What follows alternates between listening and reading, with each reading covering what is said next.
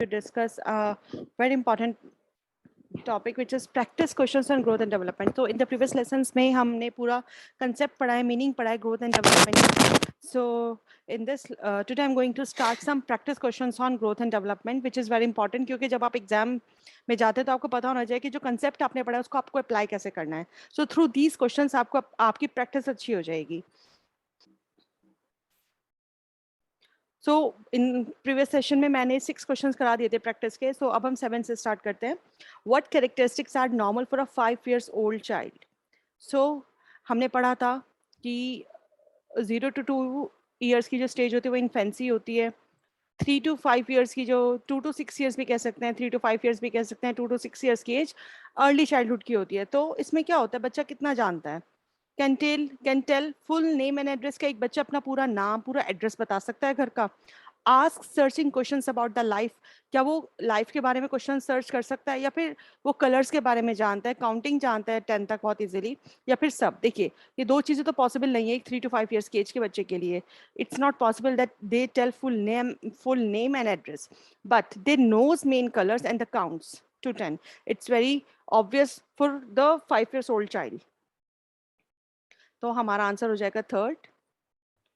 The period of development during which child gets ready to go to school and spends free time in playing with friends. That means कि एक वो development का period बताना है जिसके अंदर बच्चा जो है स्कूल जाने के लिए रेडी होगा और वो अपने फ्रेंड्स के साथ अपना फ्री टाइम स्पेंड करना चाहेगा.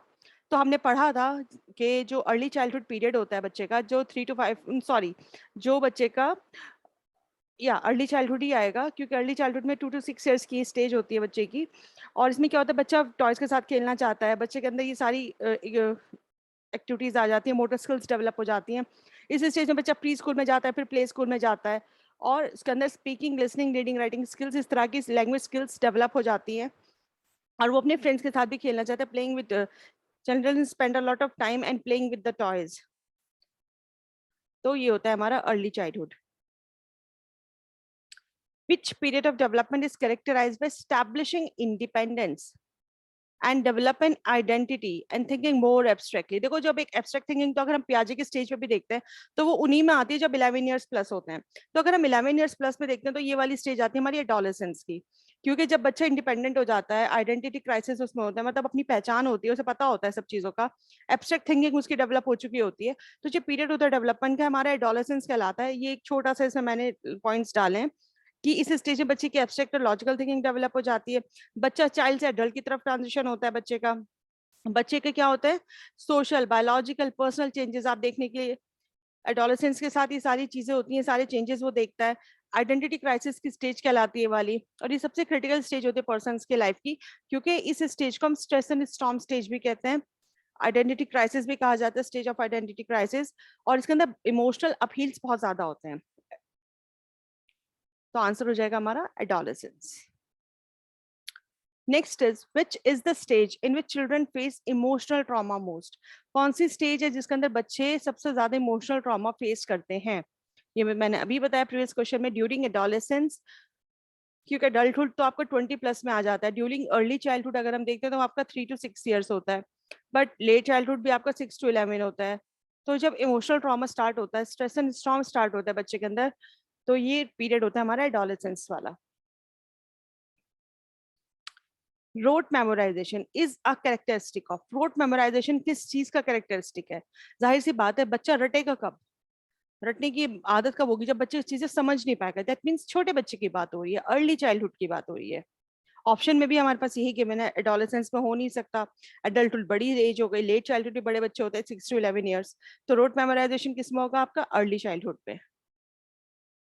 Children do hero worship in which stage of development. आपको पता होना चाहिए हीरो वर्शिप हुआ, और ये सब चीजें जो है मैंने इसमें लिख दी है. फिजिकल डेवलपमेंट में क्या क्या चीजें होती हैं, हार्मोनल चेंजेस कब होता है, एडोलेसेंस में होता है. सबसे ज्यादा फिजिकल डेवलपमेंट इन्फेंसी में होता है और अर्ली चाइल्डहुड में, और स्लो एंड स्टडी किसमें होता है, लेट चाइल्डहुड में.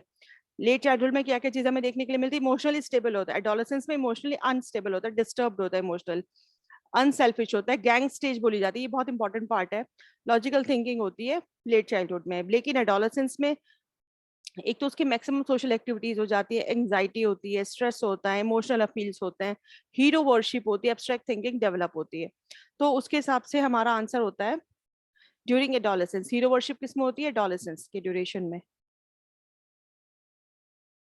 The traditional and lifespan perspectives are contrasting views of developmental change. According to the lifespan perspective, when do developmental changes occur? जो हमारा ट्रेडिशनल और जो लाइफ स्पैन होता है, किस एज में, किस उसमें आपका डेवलपमेंटल चेंजेस होते हैं। देखो हमने पढ़ा था जो ग्रोथ होती है वो एक लिमिटेड टाइम पीरियड में होती है, लेकिन जो डेवलपमेंट होता है आपका वो लाइफ टाइम चलता है। तो growth does not continue through out life. ये मेच्योरिटी के बाद, जब मेच्योरिटी अटेन हो जाती है उसके बाद ये खत्म रुक जाती है। लेकिन जो आपका डेवलपमेंट होता है वो कहते हैं ना वॉर्म to tomb, and it continues throughout the life span of an individual. लेकिन ग्रोथ जो होती है वो एक टाइम के बाद रुक जाती है। मेच्योरिटी जब आप अटेन कर लेते हो तो आपकी ग्रोथ रुक जाती है। ग्रोथ सेलुलर होती है, डेवलपमेंट ऑर्गेनाइजेशनल होता है। ऑर्गेनाइजेशनल का मतलब ये होता है कि बहुत ऑर्गेनाइज्ड होता है। ऐसा नहीं होता कि हाथ हेड टू टो ही चलेगा, ये नहीं होगा कि आपके हाथ बड़े हो जाएंगे पैर छोटे रह जाएंगे। तो डेवलपमेंट जो होगा वो आपका ऑर्गेनाइजेशनल होता है, ऑर्गेनाइज्ड फॉर्म में होता है। तो जो डेवलपमेंट होता है वो हमारा throughout the entire life cycle होता है। लास्ट क्वेश्चन हमारी आज की क्लास का, a major cognitive and social change occurs age, जो मेजर कॉग्निटिव और जो सोशल चेंज होता है वो अकर होता है children go through their elementary school years, they are most likely to. जो मेजर और कॉग्निटिव सोशल चेंज है वो कब अकर होता है बच्चों के अंदर? जब वो एलिमेंट्री स्कूल ईयर्स में होते हैं। और वो क्या पसंद करते हैं? They are most likely to select friends from their own age group and who have interest in personality. जिन बच्चों की सेम आदतें होती है, जिनके शौक एक होते हैं, वो ज्यादातर फ्रेंडशिप करना चाहते हैं आपस में एक दूसरे के साथ। तो ये हमारा बिल्कुल सही पॉइंट है। नेक्स्ट भी हम देख सकते हैं, B best friends with the child next door rather than classmates। बच्चा अपने नेबर्स के यहाँ ज्यादा दोस्ती करना चाहेगा in comparison to the classmates. ये गलत हो गया। Play with the children their parents like, जिनके पेरेंट जो सिलेक्ट करके बच्चे देंगे बच्चा सिर्फ उनके साथ दोस्ती करेगा या उनके साथ खेलेगा। Make friends with the kids who have the nicest homes and toys. जिस बच्चे का बहुत अच्छा घर होगा, जिसके पास अच्छे खिलौने होंगे, लोग उससे दोस्ती करेंगे। नहीं, ऐसा नहीं है। जो एलिमेंट्री स्कूल ईयर्स के बच्चे होते हैं वो देखते हैं कि जिनके साथ उनका अपना शौक मिलता है, जिनके साथ उनका अपना नेचर, जिसके साथ वो खुद एडजस्ट कर सकते हैं, उसके साथ वो दोस्ती करना पसंद करते हैं। तो फर्स्ट ऑप्शन हमारा करेक्ट ऑप्शन है। And thank you for attention friends, stay blessed and enjoy learning. ये था मेरा आज का lesson. In the next lesson मैं कुछ डिफरेंट चैप्टर लेकर आऊंगी। सो मिलते हैं फिर अपनी नेक्स्ट क्लास में। Bye bye.